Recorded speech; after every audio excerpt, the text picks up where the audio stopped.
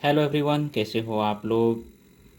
आज मैं एक बहुत इंपॉर्टेंट क्वेश्चन लेके आया हूँ। ये question some basic concept of chemistry का है, पर 11th स्टडिंग स्टूडेंट इसको सॉल्व नहीं कर सकता है क्योंकि इसमें कुछ रिएक्शंस है और वो रिएक्शन 12th में पढ़ना है। तो आइए देखते हैं इस क्वेश्चन को कैसे सॉल्व करेंगे। इस क्वेश्चन में एक मिक्सचर है जिसमें 2.3 ग्राम फॉर्मिक एसिड है, 4.5 ग्राम ऑक्जेलिक एसिड है और इसको क्या कर रहे हैं, ट्रीटेड विथ कंसनट्रेशन टू 4।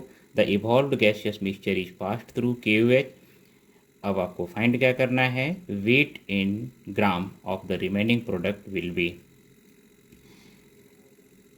तो इसमें जो मिक्सचर गिवन है, formic acid and oxalic acid, और ये दोनों अलग अलग मास इसका गिवन है, 2.3 ग्राम है और इसको ट्रीट कर रहे हो आप किससे, कंसनट्रेटेड H2SO4 से। कंसनट्रेटेड H2SO4 एक्चुअली क्या होता है, ये स्ट्रॉन्ग डिहाइड्रेटिंग एजेंट होता है और साथ में स्ट्रॉन्ग ऑक्सीडाइजिंग एजेंट भी है।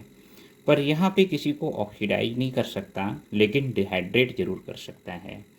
तो डिहाइड्रेट करेगा मतलब क्या हुआ, जितना पॉसिबल अमाउंट में वाटर है इसमें वो सभी वाटर रिमूव कर देगा। तो 1 मोल फॉर्मिक एसिड से कितना वाटर रिमूव कर सकते हो, तो 2 hydrogen atom and 2 oxygen atom है।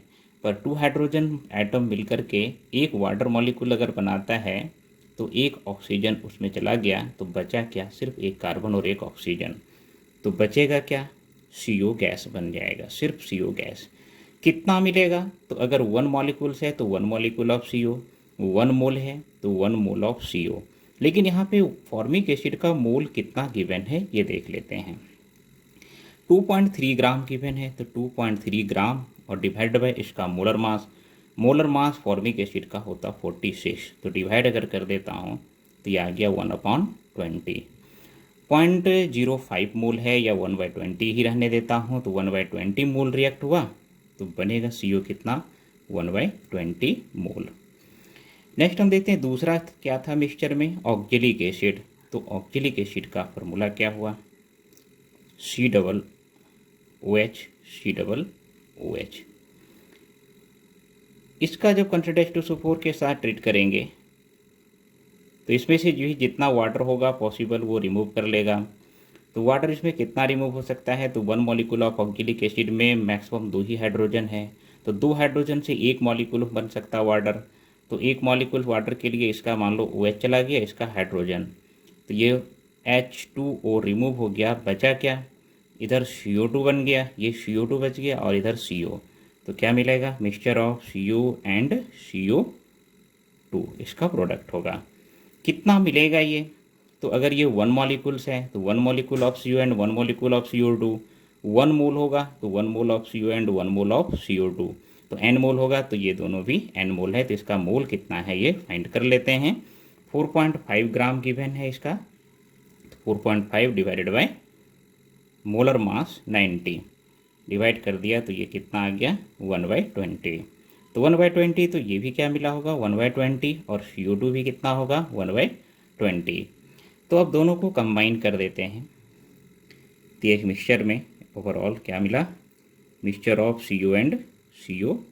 तो इस मिक्सचर में CO ओवरऑल कितना हो गया, 1/20 मोल CO फॉर्मिक एसिड से मिला है, 1/20 मोल CO ऑक्जेलिक एसिड से मिला है। तो दोनों को ऐड करें तो CO का नंबर ऑफ मोल्स कितना आ गया, 2/20 जो 1/10 होगा, और CO2 कितना होगा, 1/20, क्योंकि ये सिर्फ ऑक्जेलिक एसिड से प्रोड्यूस हुआ है।